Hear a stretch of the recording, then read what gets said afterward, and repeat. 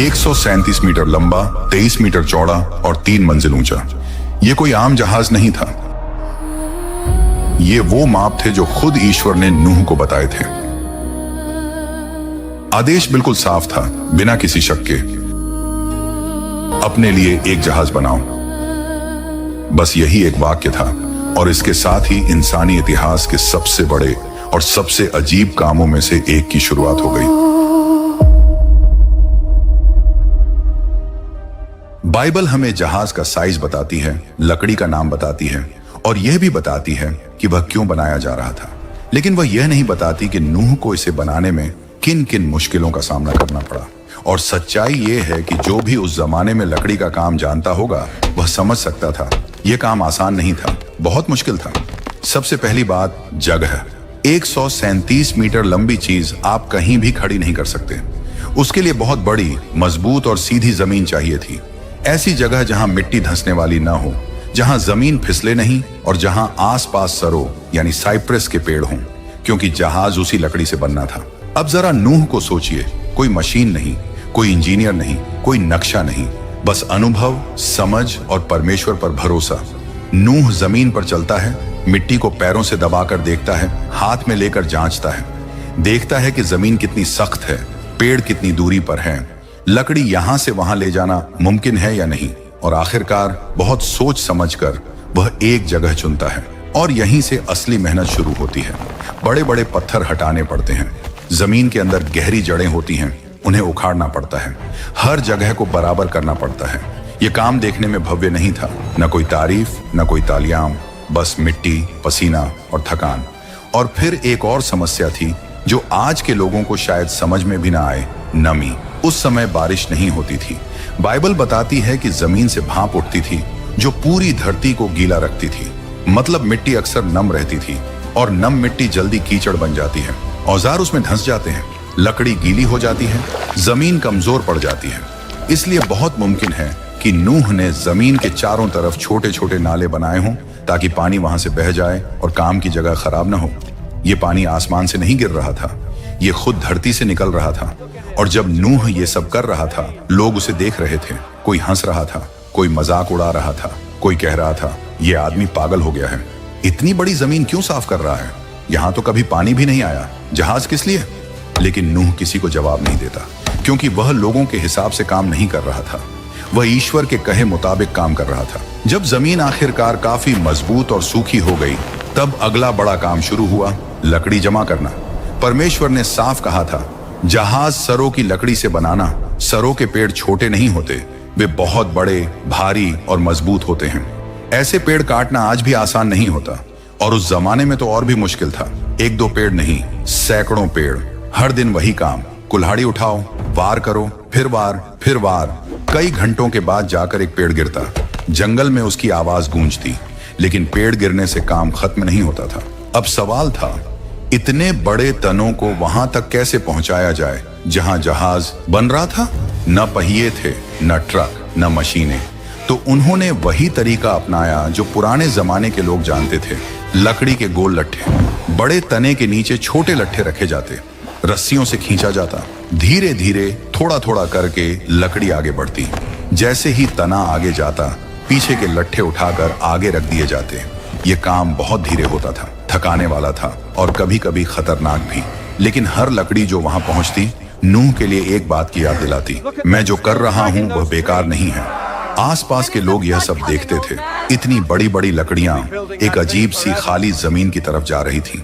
लोग और ज्यादा मजाक उड़ाने लगे, लेकिन नूह रुका नहीं, क्योंकि जो आदमी परमेश्वर की बात सुन लेता है वह दुनिया की हंसी से नहीं डरता।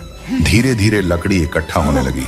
अब वह समय आ गया था जब सिर्फ काटना और ढोना ही नहीं, बल्कि कुछ खड़ा करने का वक्त था। ऐसी चीज जो पहले कभी किसी ने नहीं बनाई थी, ऐसी चीज जो आने वाले समय में सिर्फ एक जहाज नहीं बल्कि जिंदगी की आखिरी उम्मीद बनने वाली थी।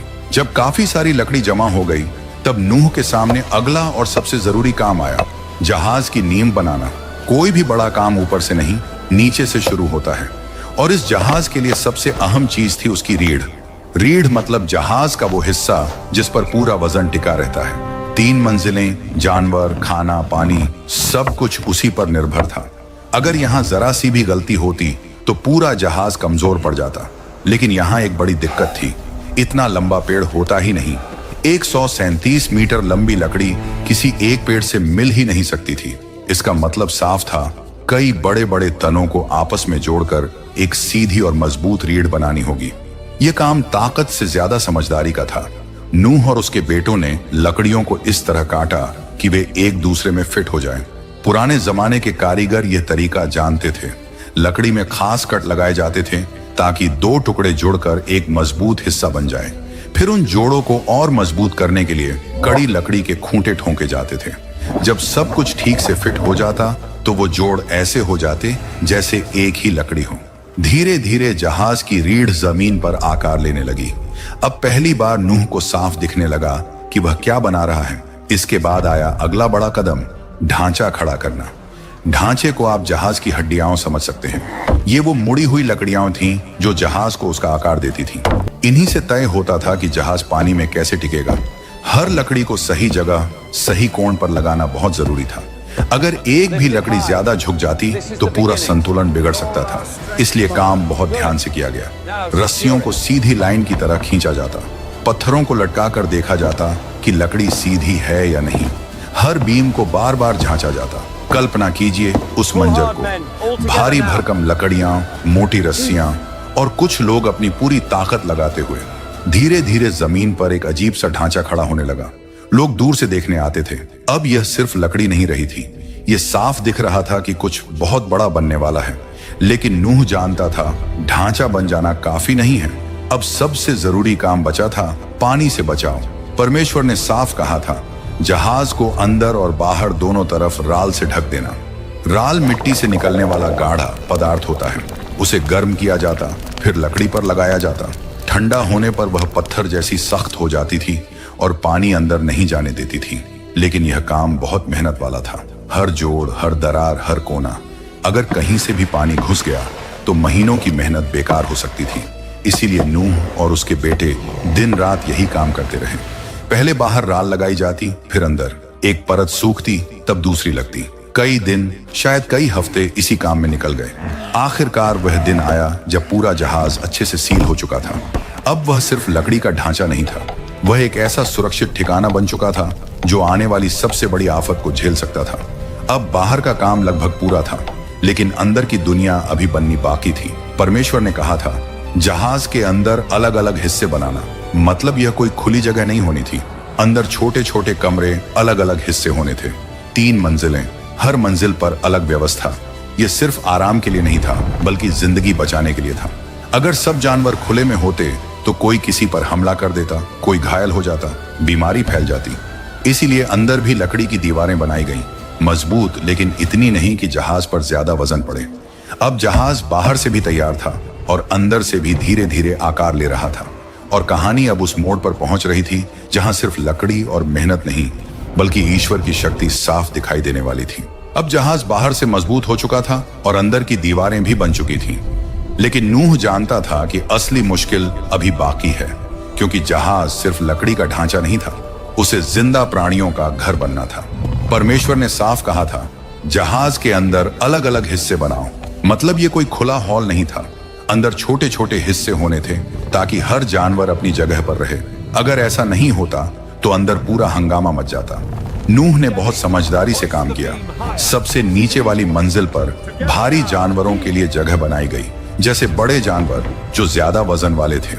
इससे जहाज का संतुलन नीचे की तरफ बना रहता। बीच वाली मंजिल पर मध्यम आकार के जानवर रखे गए, जो न बहुत भारी थे न बहुत हल्के। और सबसे ऊपर वाली मंजिल पर छोटे जानवर और पक्षी। वहां हवा भी ज्यादा मिल सकती थी। यह सब किसी किताब में लिखा नहीं है, लेकिन यह एकदम तर्क संगत है। इतना बड़ा जहाज बिना योजना के नहीं चल सकता था। हर हिस्से के बीच लकड़ी की दीवारें थीं। ये दीवारें इतनी मजबूत थीं कि जानवर बाहर ना निकल सकें, लेकिन इतनी भारी भी नहीं कि जहाज पर ज्यादा वजन पड़े। फिर आया एक और जरूरी सवाल, हवा का रास्ता। इतने सारे जानवर, बंद जहाज, महीनों तक। अगर हवा का सही इंतजाम न होता तो अंदर रहना नामुमकिन हो जाता। बाइबल बताती है कि ऊपर की तरफ एक लंबी सी खिड़की बनाई गई थी जो छत के नीचे थी। इससे ताजी हवा अंदर आ सकती थी, लेकिन बारिश का पानी नहीं। इसके अलावा अंदर भी ऐसे रास्ते बनाए गए होंगे जहां से हवा घूम सके, वरना जानवरों से निकलने वाली गैसें बहुत खतरनाक हो सकती थी। अब बात आती है खाने पीने की। परमेश्वर ने नूह से कहा था, अपने लिए और जानवरों के लिए खाने का इंतजाम करो। सोचिए जरा, सैकड़ों जानवर, महीनों तक, कितना सारा खाना चाहिए होगा। सूखी घास, अनाज, फल, जड़ें, सब कुछ जमा किया गया। पानी भी बड़े बड़े बर्तनों में रखा गया। जहाज के अंदर कुछ हिस्से सिर्फ खाने के लिए थे। सब कुछ सही जगह रखा गया ताकि नमी से खराब ना हो। नूह का जहाज अब एक जहाज नहीं रहा था, वह एक चलता फिरता शहर बन चुका था। लेकिन अब सबसे अहम हिस्सा बचा था, दरवाजा। इतना बड़ा जहाज और सिर्फ एक ही दरवाजा। वही दरवाजा सबसे कमजोर भी हो सकता था और सबसे अहम भी। बाइबल में साफ लिखा है, जहाज के एक तरफ दरवाजा बनाओ। इस दरवाजे को बनाना आसान नहीं था। इतना बड़ा छेद अगर ठीक से मजबूत ना किया जाए तो पूरी दीवार कमजोर हो सकती थी। इसलिए दरवाजे के चारों तरफ मोटी लकड़ियां लगाई गईं। अंदर से तिरछी बीमें लगाई गईं ताकि दबाव बराबर बढ़ जाए। उस समय लोहे के बड़े किवाड़ नहीं थे, इसलिए दरवाजा शायद लकड़ी के मजबूत खंभे पर घूमता होगा। उसे खोलना बंद करना आसान नहीं था, लेकिन वह टिकाऊ था। और इस दरवाजे का एक गहरा मतलब भी था। नूह ने दरवाजा बनाया, लेकिन बाइबल कहती है दरवाजा प्रभु ने बंद किया। मतलब इंसान मेहनत करता है, लेकिन आखिरी सुरक्षा परमेश्वर के हाथ में होती है।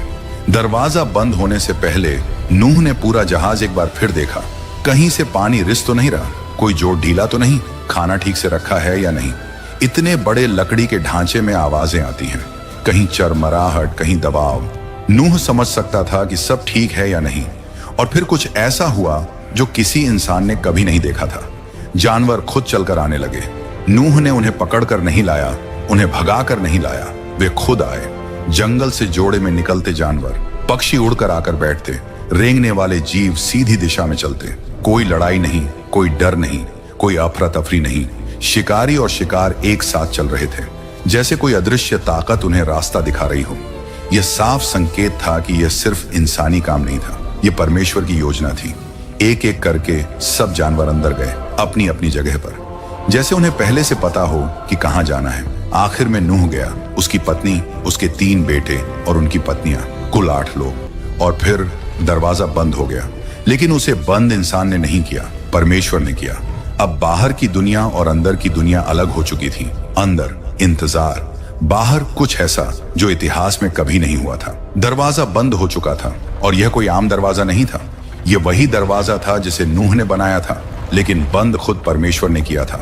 जहाज के अंदर एक अलग ही माहौल था। बाहर की दुनिया अभी भी वैसी ही लग रही थी जैसी हमेशा रहती थी। लोग अपने काम में लगे होंगे, शायद कुछ अब भी हंस रहे होंगे, शायद कुछ सोच रहे होंगे कि नूह सही तो नहीं था, लेकिन अंदर सब कुछ तैयार था। जानवर अपनी अपनी जगह पर थे, खाना जमा था, जहाज मजबूत था, और नूह का परिवार चुपचाप इंतजार कर रहा था। फिर अचानक सब कुछ बदल गया। बाइबल बताती है कि नूह की जिंदगी के 600वें साल में कुछ ऐसा हुआ जो दुनिया ने पहले कभी नहीं देखा था। धरती के अंदर से पानी फूट पड़ा। यह सिर्फ ऊपर से गिरने वाला पानी नहीं था, जमीन के नीचे से जोरदार दबाव के साथ पानी बाहर आने लगा। जमीन हिलने लगी, जैसे धरती खुद टूट रही हो। नूह और उसका परिवार जहाज के अंदर ये सब महसूस कर रहे थे। जहाज हिल रहा था, लकड़ी चरमरा रही थी, नीचे से जमीन के हिलने की आवाजें आ रही थी। और फिर आसमान खुल गया। यह इतिहास की पहली बारिश थी, और यह कोई हल्की फुहार नहीं थी। भारी भारी बूंदें लकड़ी पर जोर से गिरने लगी। आवाज इतनी तेज थी कि बात करना मुश्किल हो गया। गरज, बिजली, अंधेरा, सब कुछ एक साथ। जो लोग बाहर थे उन्होंने ऐसा कभी नहीं देखा था। पानी ऊपर से गिर रहा था, नीचे से भी उठ रहा था। पानी बढ़ता गया, धीरे धीरे, फिर तेजी से। जहाज जो सालों से जमीन पर खड़ा था, अब पहली बार हिलने लगा। फिर एक पल आया जब वह जमीन से उठ गया। जहाज तैरने लगा। नूह और उसके परिवार के लिए यह डरावना भी था और अद्भुत भी। लकड़ी हिल रही थी, फर्श कांप रहा था, जहाज पानी पर झूल रहा था।